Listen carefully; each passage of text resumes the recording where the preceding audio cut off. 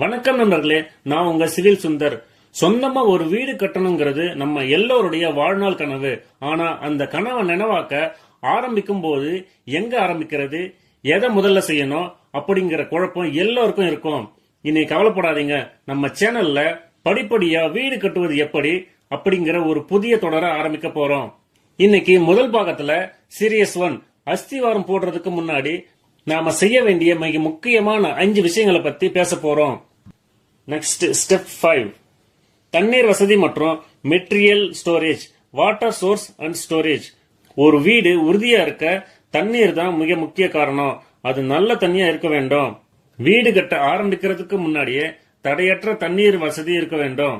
Technical details, கட்டுமானத்துக்கு பயன்படுத்துற தண்ணி நல்ல தண்ணியா இருக்கணும். நான் சால்ட்டி வாட்டர், உப்பு தண்ணியை பயன்படுத்தினா கம்பி சீக்கிரம் துருப்பிடிக்க ஆரம்பிக்கும்.